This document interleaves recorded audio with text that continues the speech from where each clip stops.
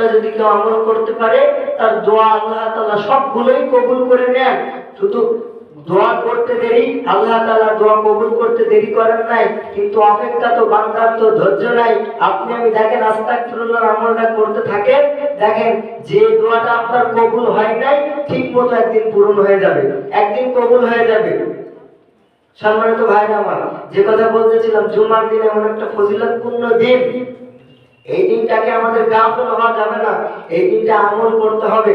এই দিন এমন একটা দিন, এই জুম্মার নামাজের পরপরই যখন সুন্নাত আমরা শেষ করে বাইর হয়ে যাই, আল্লাহ রাসূল বলেন যে নামাজে যারা বাইর হয়ে বাড়ির আগ পর্যন্ত যারা পা কদম দিয়ে যাবে, ওই কদম ঢালানোর পরে যারা এক কদম পার হবে, ওই এক কদম পার হওয়ার পরে 1 বছর নফল রোজা রাখার যে সওয়াব, সেই সওয়াব আল্লাহ তাআলা দান করে দিবেন। সুবহানাল্লাহ জোরে কর। বাড়ি থেকে আসার সময়, যাওয়ার সময় সওয়াব আছে না? এজন্য চেষ্টা করবেন ঘুরে ফিরে যাওয়ার জন্য। যত পা আগাবেন তত 1 বছর, এক পা কালে 1 বছর নফল রোজা রাখার সওয়াব আল্লাহ তাআলা দান করে দিবেন। এটা মাত্র শুধুমাত্র একমাত্র এই বিশ্ব নবী, আমরা বিশ্ব নবীর উম্মত হতে পেরেছি এজন্যই।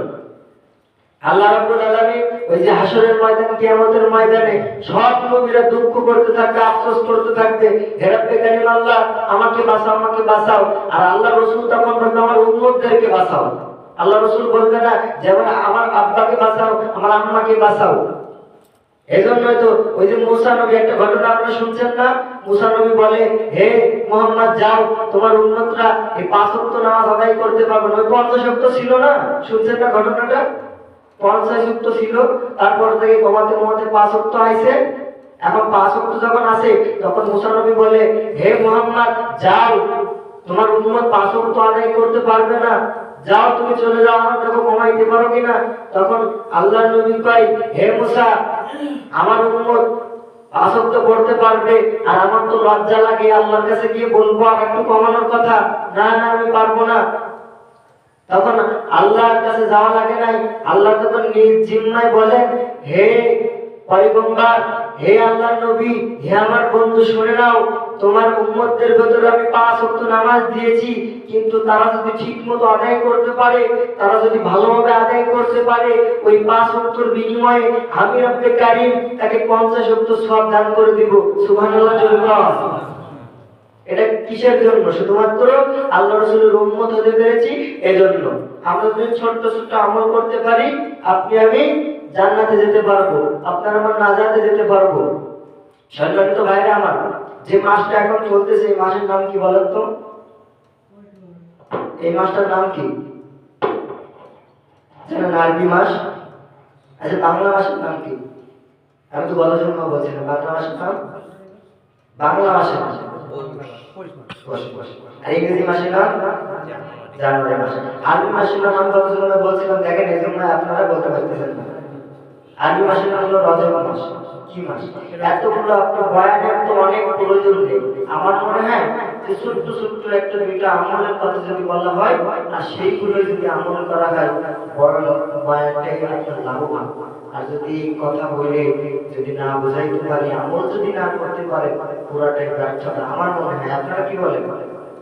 এজন্য আমি চেষ্টা করি, বারবার বলি, একটা কথা বললে, আমলের কিছু শুনলে সেটা চেষ্টা করতে হবে আমল করার জন্য। এটা কি মাস? রজব মাস। রজব মাস আমার একটা গুরুত্বপূর্ণ মাস। আল্লাহ নবী জানিয়ে দেন, যখন রজব মাস আসবে তখন তোমরা রমজানের জন্য প্রস্তুতি নাও। কিসের জন্য প্রস্তুতি নাও? আল্লাহ রাসূল বলেন, একটা দোয়া আমাদের শিখিয়ে দিয়ে গেছেন। আল্লাহ রাসূল পড়তেন, আল্লাহুম্মা বারিক লানা ফি রজব ওয়া শাবান ওয়া বাল্লিগনা রমাদান। আল্লাহ রাসূল এই দোয়াটা পড়তেন। এই দোয়াটার অর্থ হলো, হে রব্বে কারীম আল্লাহ, আমার সুস্থতার সহিত রজব এবং শাবান, রজব ওয়া শাবান ওয়া বাল্লিগনা রমাদান, হে আল্লাহ রজব এবং শাবান মাসকে আমার জন্য বরকতময় মাস বানিয়ে দিন, সুস্থতার সহিত রমজান পর্যন্ত আমার হায়াত পৌঁছে দিন। আল্লাহ রাসূল এই দোয়াই কামনা করতেন যে হে রব্বে কারীম আল্লাহ, আমাকে রমজান পর্যন্ত সুস্থতার সহিত পৌঁছে দিন, আমার মৃত্যু দিয়ে কিন্তু রমজানের পরে দিয়ে। কারণ রমজান এমন একটা গুরুত্বপূর্ণ মাস, গুনাহ মাফের মাস। কিসের মাস? গুনাহ মাফের মাস। রমজান এমন একটা মাস রহমত, মাগফিরাত, নাজাত, ক্ষমার মাস একটা। এই মাসকে আল্লাহ রাসূল চান নাই যে গাফিল হওয়ার জন্য। এজন্য দোয়া করতেন, আল্লাহুম্মা বারিক লানা ফি রজব ওয়া শাবান ওয়া বাল্লিগনা রমাদান। এই রজব মাস, শাবান মাস আসলে পরে এই দোয়াটা পড়তেন। আর আল্লাহ রাসূল সাহাবাদেরকে বলতেন, হে সাহাবারা, তোমরা যারা গরীব সাহাবা আছো, রমজানের জন্য প্রস্তুতি নাও। তোমরা যারা ইনকাম করতে পারো না, যারা অল্প পারো, তারা কিছু কিছু এক্সট্রা রেখে দাও, যেন রমজানের সময় কষ্ট না করতে হয়, রমজানের জন্য রোজা গাফিল না হয়ে যায়, যেন তারাবি গাফিল না হয়ে যায়। প্রস্তুতি নাও। আমাদেরকেও প্রস্তুতি নিতে হবে। যারা আমরা কষ্ট করে খাই, রমজান মাসে যাদের কষ্ট করতে হয়, তারা আমরা এখন থেকে নিয়ত করব কিছু কিছু টাকা জমানোর জন্য। কিছু কিছু আছে না, আমি ওই যে মাঝে একটা কথা বলছিলাম যে এই এই রজব মাসের এই যে এই বছরের গত বছর আমি একটা জুমার বায়ান বলছিলাম। আসলে আপনারা তো শহরের মানুষ, এগুলো বললে আপনারা রাগ করেন বলে বলি, রাগ করতেই পারেন। যে পেঁয়াজ রসুন টসুন আছে না, যে এখন স্বামীরা বাজার করে আনলো, এটা মহিলাদের দায়িত্ব, বুঝলেন? যে পেঁয়াজ রসুন বাজার করে আনলো, হলুদ লবণ এগুলো একটু এক্সট্রা রেখে দিতে, রমজানের জন্য একটু বাড়তি করে রেখে দিতে। আছে না এদিকে? এদিকে এরকম আছে না যে এরকম বাড়তি করে রেখে দেয়? অনেক মহিলারা আছে এখন রেখে দেয়, রমজানের জন্য রেখে দেয় যে না, রমজানের প্রস্তুতি রাখতে হবে। রমজান মাসে স্বামীকে কাজ না করতে দেওয়া, অর্থাৎ কষ্ট না করতে দেওয়া। হ্যাঁ, স্বামীকে এরকম কথা বলা যে না, আমার তো পেঁয়াজ রসুন আছে, সব কিছুই তো আছে, না আপনাকে কষ্ট করতে হবে না, আপনি রমজান মাসটা রিল্যাক্সে থাকেন, আপনি রোজা রাখেন, আপনি তারাবি করেন। সারাদিন যদি আমি কষ্ট করে তারাবি নামাজে দাঁড়িয়ে যাই, দেখেন হিঁটু মারা লেগে যায়, নামাজ পড়তে পারি না।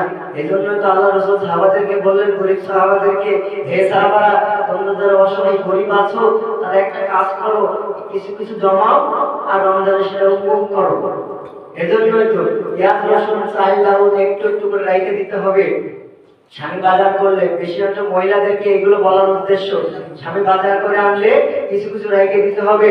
এই রমজানের প্রস্তুতি এখন থেকে আমাদের নিতে হবে, কারণ আল্লাহ রাসূল যদি রমজানের প্রস্তুতি নিতে পারে, আমরা কেন পারবো না? ওই ফজিলতপূর্ণ মাস আমাদের সামনে, আর বেশি বাকি নাই। আজকে রজব মাসের কয় তারিখ? সম্ভবত 20 তারিখ। রজব মাসের কত তারিখ? 20 তারিখ। আর আমরা এদিকে 10 দিন পাচ্ছি, আর ওদিকে শাবান মাসের 1 মাস। তাহলে দেখেন 30-40 দিনের মতো সময় বাকি আছে আমাদের হাতে, আর বেশি সময় বাকি আছে। আর 40 দিন যাইতে তো বেশি দেরিও লাগে না। দেখেন এখন কেমন বছর যাচ্ছে, কেমন সপ্তাহ, কেমন মাস যাচ্ছে, দেখতে দেখতে চলে যাচ্ছে না? আচ্ছা, একটা দিন যেন কেমন যাচ্ছে। আল্লাহ রাসূল হাদিসে বলেন, কিয়ামতের যখন আলামত, যখন কিয়ামত সংকট আমাদের কাছবর্তী হয়ে যাবে, তখন দিন এমন দ্রুত যাবে, সপ্তাহ এমন দ্রুত যাবে, মাস এমন দ্রুত যাবে, চোখের পলকেই যেন চলে যাবে। হচ্ছে না এরকম?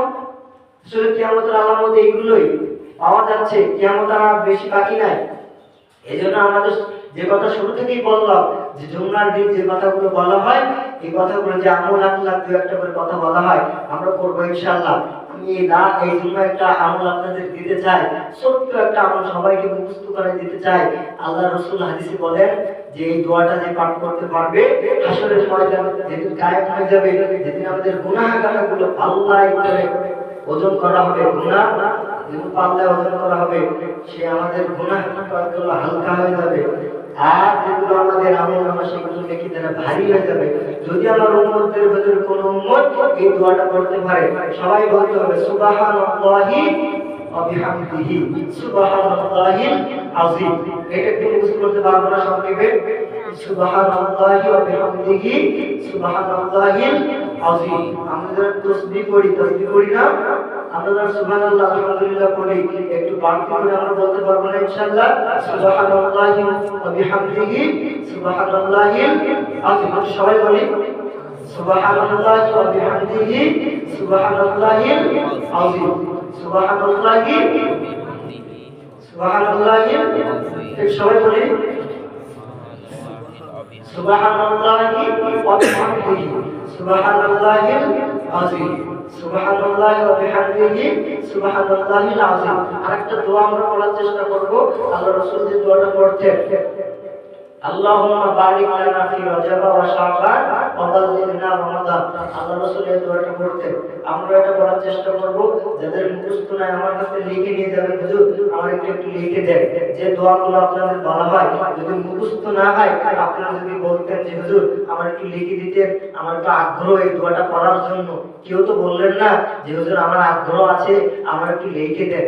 কারণ কোরআনের আয়াত আছে সূরা নাজমের 39 নম্বর আয়াত, আল্লাহ কোরআনে জানিয়ে দেন ওয়া আল্লাইসা লিল ইনসানি ইল্লা মা সাআ, মানুষ চেষ্টা ব্যতীত কোনো কিছুই পায় না।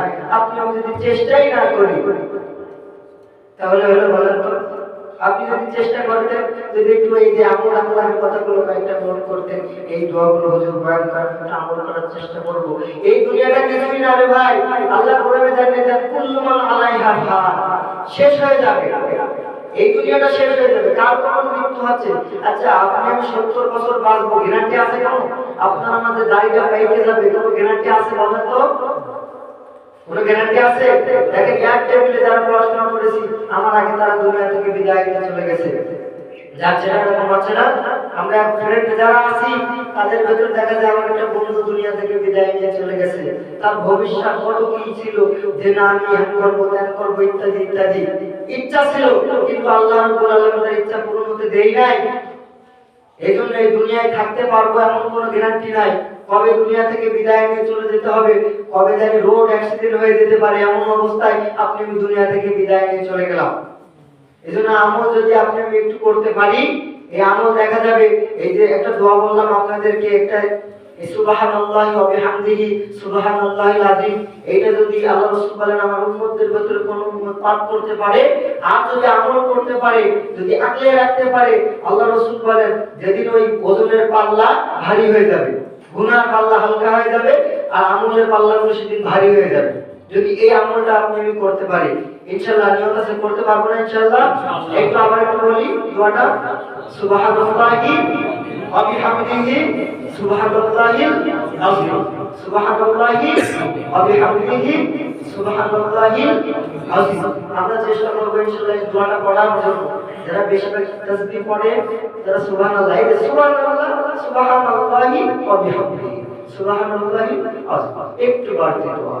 যদি ছোট্ট ছোট্ট আপনি আমি আমল করতে পারি, আল্লাহ রাসূল তো হাদিসে জানিয়ে দেন আখলিস দীনাকা ফিকাল আমলুল কলিল, অল্প আমলই নাজাতের জন্য যথেষ্ট হইবে। বেশি আমল করার দরকার নাই, কিন্তু সেই আমলটা হওয়া লাগবে খাঁটি আমল। সেই আমলটা কি? খাঁটি আমল। ভেজাল আমল নিবে আল্লাহ? ভেজাল আমল নিবে কত? নিবে? আরে আপনি আমি তো বেটা ভেজাল মধু খাইতে চাইনি, বলে ভেজাল মধু আমারে দিবেন না, খাঁটি মধু সবাই চায়। আল্লাহ আল্লাহ খাঁটি আমল নিবে না, তা ভেজাল আমল নিবে? বলেন তো ভেজাল আমল নিবে? আপনি আমি ভাবেন, আপনার আমার দিয়ে ভাবেন। আপনি যখন মধু কিনতে যান, ভাই এটা খাঁটি মধু তো, এটা ভালো তো, তাহলে আপনার আমার যদি চয়েস ভালো হয়, আল্লাহর চয়েস খারাপ হবে কেন? হ্যাঁ, ভালো আমল করার দরকার আছে না? যে আমলটাই করব, কন্টিনিউ করার তৌফিক দান করুন আল্লাহ রাব্বুল আলামিন। আমাদের সকলকে বুঝে আমল করার তৌফিক দান করুন। সবাই বলেন আমিন। ওয়া আখিরু দাওয়ানা আলহামদুলিল্লাহি রাব্বিল আলামিন।